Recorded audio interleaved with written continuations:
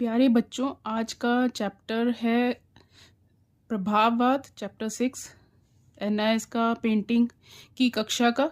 प्रभाववाद क्या होता है? प्रभाववाद, इस प्रभाववाद में ये कला शैली किस तरह सी होती है? प्रभाववाद पहले पढ़ लेते हैं, फिर इसके बारे में बताती हूँ मैं। प्रभाववाद कला विषयक एक ऐसा आंदोलन था।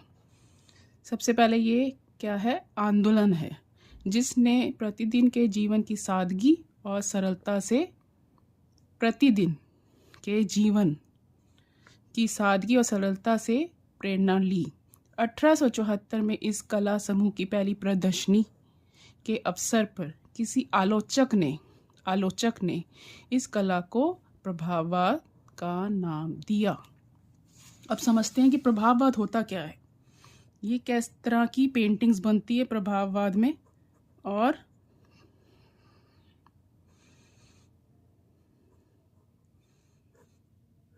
कला कैसी है। प्रभाववाद देखिए, जैसे कि नाम से ही पता चल रहा है कि प्रभाववाद। प्रभाव क्या मतलब? प्रभाव का मतलब अगर हम हिंदी भाषा में देखें कि एक दूसरे के ऊपर, एक व्यक्ति ने दूसरे के ऊपर अपना प्रभाव डाला, ठीक है। प्रभाव, इंग्लिश में बोलेंगे इसको इम्प्रेशन। क्या कहेंगे? इम्प्रेशन। और वाद क्या होता है? वाद यानी इज्म, इंग्लिश में इसको बोलते हैं इज्म। तो क्या हुआ?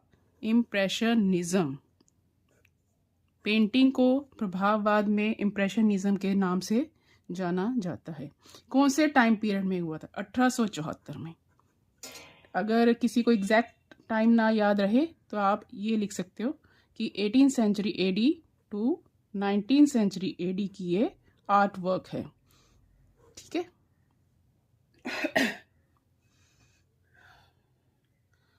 जिसने प्रतिदिन के जीवन की सादगी और सरलता से प्रेरणा ली। मतलब 1874 में ऐसी एक आलोचक ने, एग्जीबिशन हुई, आर्ट एग्जीबिशन, ठीक है। आर्ट एग्जीबिशन में किसी ने क्रिटिसाइज की पेंटिंग को। ये जो प्रभाववादी शैली में जो पेंटिंग बनी थी उसको क्रिटिसाइज किया गया। दो तरह के लोग होते हैं, एक जो अप्रिशिएट करता है आर्ट वर्क को, और एक आलोचक जो क्रिटिसाइज करता है। तो ठीक है, किसी को समझ में नहीं आई, उसने इस पेंटिंग को बहुत ही नकारा, इस स्टाइल ऑफ पेंटिंग को, यानी प्रभाववादी शैली में जो पेंटिंग बनी थी उसको उन लोगों ने बहुत क्रिटिसाइज किया।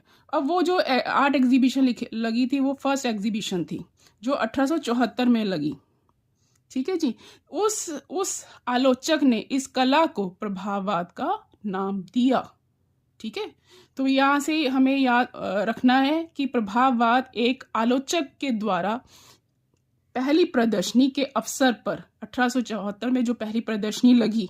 देखिए ये जो वो है ना, ये एनआईएस में ना 1 मार्क के क्वेश्चन के रूप में ज़्यादातर आता है कि प्रभाववादी शैली क्या है। उस प्रदर्शनी कौन से ईयर में पहली प्रदर्शनी लगी प्रभाववाद की, तो आपने ये सन भी पूछा जाता है और शैली भी पूछी जाती है। वो कौन सी शैली थी, तो आपने बताना है कि प्रभाववाद, ठीक है जी। प्रभाववाद के कलाकारों ने एक शैली अथवा आंदोलन को अपनाया जिससे वस्तुओं पर प्रकाश के प्रभाव का संबंध होता है। ये कलाकार अपने कार्यस्थल यानी स्टूडियो से बाहर आए तथा उन्होंने खुले उन्मुक्त वातावरण में चित्रकारी प्रारंभ की। उनका प्रयास था कि शीघ्रता से वे उस प्रभाव का सृजन करें जो उन्होंने दृश्य संसार में देखा और महसूस किया। ये कलाकार प्राकृतिक दृश्यों को, जिसमें प्रकाश तथा रंगों का प्रभाव प्राय बदलता रहता है, अपनी कल्पना शक्ति के स्वतंत्रता पूर्वक तथा नैसर्गिक रूप से अपनी कला में समेट लेना चाहते थे। देखिए ये जो पेंटिंग्स हैं प्रभाववादी शैली में जो पेंटिंग बनी है, समझ लीजिए ये ओपन एयर पेंटिंग है। ओपन एयर पेंटिंग कैसे कहते हैं? खुले वातावरण में बनी हुई पेंटिंग्स। अब तक जो हम पेंटिंग्स अपने कमरे या स्टूडियो में बनाते आए थे, अब वो खुले वातावरण में बनने लग गई, ठीक है। खुले वातावरण में ओपन एयर पेंटिंग इसलिए इसको कहा जाता है, जिसमें लाइट एंड शेड का, यहाँ देखिए क्या लिखा है इसमें, ये कलाकार प्राकृतिक दृश्यों को, जिसमें प्रकाश तथा रंगों का प्रभाव प्राय बदलता रहता है। कहने का मतलब ये है कि जो आर्टिस्ट थे इन्होंने लाइट एंड शेड को ज़्यादा स्टडी किया है, ओपन में आके पेंटिंग बनाई, जिसको आज के टाइम में हम ऑन द स्पॉट पेंटिंग्स का कहते हैं।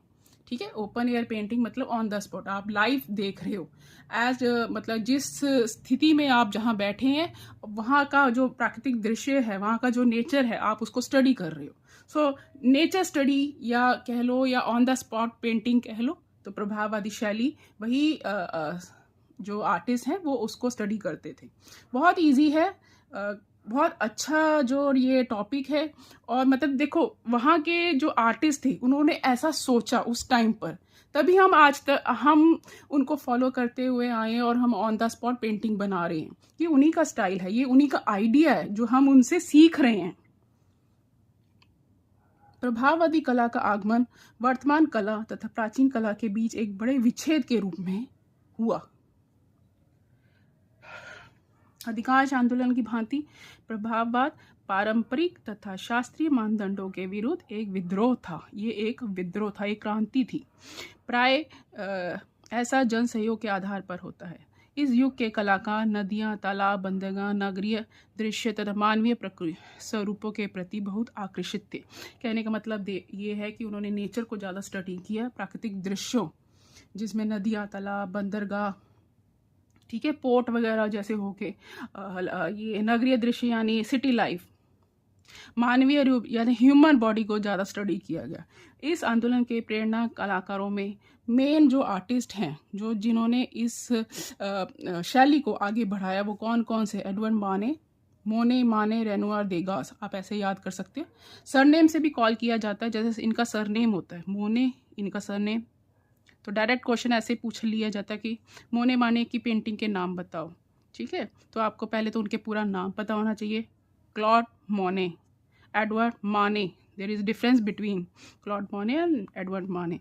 फिर आगे ऑगस्टस रेनोयर और एडगर देगास। तो ये मेन आर्टिस्ट हैं जिन्होंने इम्प्रेशनिज्म या प्रभाववादी शैली को आगे बढ़ाया।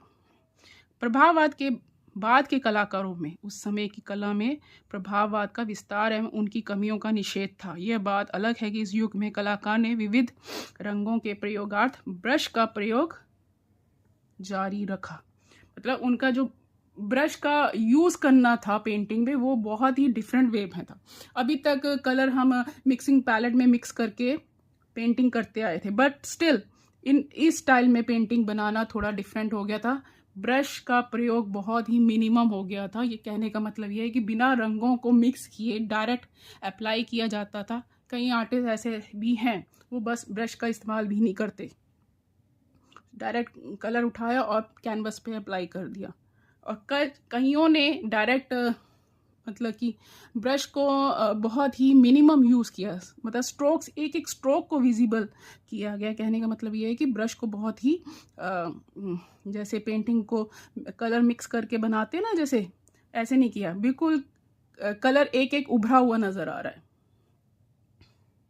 इस युग में वास्तविक जीवन से संबंध विषयों को प्राथमिकता मिली तथापि कलाकारों ने ज्यामितीय आकारों अथवा विकृत आकारों यानी कि ज्योमेट्रिकल शेप्स में के माध्यम से अपनी आंतरिक भावों को अभिव्यक्ति दी। जॉर्ज श्यूरेट, जिसमें से जॉर्ज श्यूरेट थे जिन्होंने, उनके अनुयायियों ने बिंदु चित्रण डॉट पेंटिंग, ऐसे डॉट बना देना कलर से, उसमें पेंटिंग बनाई गई थी, अपना आकर्षण दिखलाया अथवा छोटे छोटे रंगों के बिंदुओं के व्यवस्थित रूप से प्रयोग किया। पॉल सीज़ा ने चित्रकारी में परिमाण तथा आकार की अनुभूति की और रुझान दिखलाया, जबकि गॉगे और विंसेंट वैन गॉग ने रंगों तथा ब्रश के कंपन तथा घुमाने से अपनी भावनाओं तथा मानसिकता को सशक्त अभिव्यक्ति दी।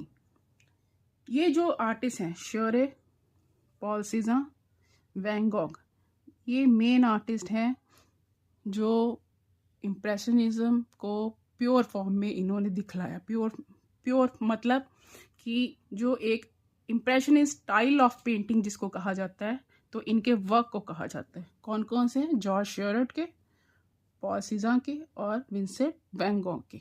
इम्प्रेशनिज्म का क्या यहाँ पे इफ़ेक्ट है? इम्प्रेशनिज्म यानी प्रभाववाद, सबसे ज़्यादा इम्पॉर्टेंट पॉइंट ये आ गया आपका कि स्टडी ऑफ, ब्रीफ नोट बता रही हूँ, लाइट एंड शेड, ठीक है। दूसरा आ गया ओपन एयर पेंटिंग। कंक्लूजन है इम्प्रेशनिज्म का, और 1874 की फर्स्ट एग्जीबिशन जो क्रिटिसाइज की गई। इम्प्रेशनिज्म स्टाइल ऑफ पेंटिंग कह लो या प्रभाववादी। तो मैंने ये बायलिंगुअल दोनों ही लैंग्वेज में समझाने की कोशिश की है। अगर किसी बच्चे को कुछ समझ में नहीं आता तो मुझे कमेंट बॉक्स में कमेंट कर सकते हैं। इंट्रोडक्शन में आई थिंक ये सब कंप्लीट हो गया। बस आपको इसमें आर्टिस्ट के नाम पता होने चाहिए कि मेन आर्टिस्ट कौन कौन से हैं। शेरर, सीजा, वैन गॉग और क्लॉड मॉने, रेनोयर, देगास।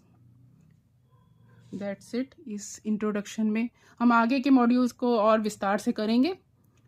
लाइक करें, शेयर करें, सब्सक्राइब करें, और कोई कन्फ्यूजन है तो कमेंट करें। Thank you. प्रभाववाद के बाद के कलाकारों में उस समय की कला में प्रभाववाद का विस्तार एवं उनकी कमियों का निषेध था। कहने का मतलब ये है कि जो मोने, माने और रेनोयर और देगास का जो स्टाइल था, जो उसके बाद के कलाकार थे, उनका जो स्टाइल बनाने का, इम्प्रेशनिज्म स्टाइल में पेंटिंग बनाने का जो था स्टाइल, उनकी कमियों का निषेध था। मतलब उनका स्टाइल इनमें नहीं दिखाई देता। यह बात अलग है कि इस युग में कलाकार ने विविध रंगों का प्रयोगार्थ ब्रश का प्रयोग जारी रखा। जो ब्रश को हैंडल करने का तरीका था, पेंटिंग बनाने का जो तरीका था, उसको उन्होंने जारी रखा। कहने का मतलब ये है कि बहुत ही प्रैक्टिकल वे में ब्रश का एप्लीकेशन पेंटिंग बनाने के लिए किया जाता था।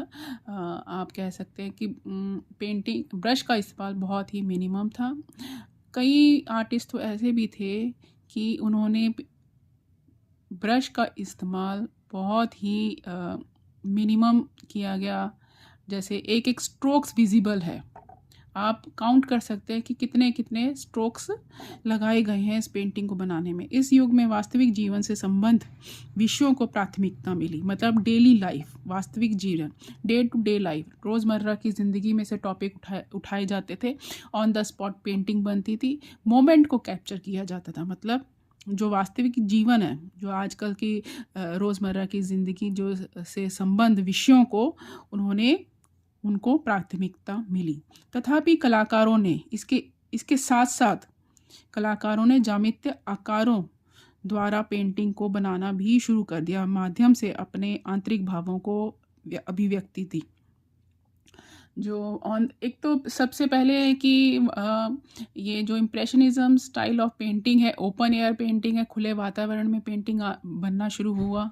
दूसरी चीज़ तो ये है कि उन्होंने डे टू डे लाइफ को अपने पेंटिंग में उकेरा। मतलब जो वास्तविक जीवन है, जो रोज़मर्रा की ज़िंदगी के पहलू हैं, तथ्य हैं, उनको उन्होंने पेंटिंग में बनाना शुरू कर दिया। जिसमें से कईयों ने तो ज्यामितीय आकारों को ही पेंटिंग में उकेरा। ठीक है, अब ये कौन कौन से आर्टिस्ट हैं उनके बारे में जान लेंगे। जॉर्ज सूरा तथा उनके अनुयायियों ने बिंदु चित्रण के प्रति अपना आकर्षण दिखलाया। बिंदु चित्रण मतलब ये डॉट डॉट में पेंटिंग बनाते थे। ठीक है, अब यहाँ पे वो कह रहे हैं कि प्रयोगार्थ ब्रश, मेरा कहने का मतलब है कि ब्रश का इस्तेमाल इस तरह से बहुत ही काउंटेबल होने लग गया था। अर्थात छोटे छोटे रंगों के बिंदुओं के व्यवस्थित रूप से प्रयोग किया गया। पॉल सीज़ा ने चित्रकारी में परिमाण तथा आकार की अनुभूति की और रुझान दिखलाया, जबकि गॉगे तथा विंसेंट वैन गॉग ने रंगों तथा ब्रश के कंपन तथा घुमाने से अपनी भावनाओं तथा मानसिकता को दर्शाया। मन के भाव आर्टिस्ट, ये इम्प्रेशनिस्ट आर्टिस्ट काफ़ी देखो सेंसिटिव तो होते ही हैं। आर्टिस्ट, अगर कलाकार सेंसिटिव ना हुआ तो वो अपनी संवेदनाओं को अभिव्यक्ति नहीं कर पाएगा। कहने का मतलब ये है कि वो अपने एक्सप्रेशंस, अपने इमोशंस को अपने पेंटिंग के माध्यम से दर्शाता है एक कलाकार। और उसके अगर वो अपनी पेंटिंग को दर्शाने के लिए क्या क्या तथ्य ले रहा है, तो वो रोज़मर्रा की ज़िंदगी से उठाए हुए तथ्य हैं जो हमारी day to day routine life है, उनमें से वो पेंटिंग बनाई गई है। उस ज़माने पे ना कैमरा नहीं हुआ करते थे, कैमरा आए थोड़ा लेट 19th सेंचुरी में, ये 1874 में। तो कैमरा थे लेकिन उसका इस्तेमाल बहुत ही रेयर लोग करते थे, हर कोई इस्तेमाल नहीं करता, जो पैसे वाले लोग हैं वो करते थे। तो अपने अपने मोमेंट्स को, अपने अपने इमोशंस को कैसे दर्शाएंगे, हम पेंटिंग के माध्यम से दर्शाते थे। इसीलिए ऑन द स्पॉट पेंटिंग की जो कहते हैं ना रिक्वायरमेंट जो हुई, वो इस वजह से हुई। आई होप कि ये टॉपिक इम्प्रेशनिज़म समझ में आ गया होगा। अगर किसी बच्चे को कोई कन्फ्यूजन है तो मुझे कमेंट कर सकता है, कमेंट में मैं ज़रूर उसका जवाब दूंगी। और इसका जो इंट्रोडक्शन है कंप्लीट हुआ। नेक्स्ट एपिसोड में हम इनके मॉड्यूल्स को कवर करेंगे। If you like it, like करें, शेयर करें, सब्सक्राइब करें एंड ज़्यादा से ज़्यादा कमेंट करें। Thank you.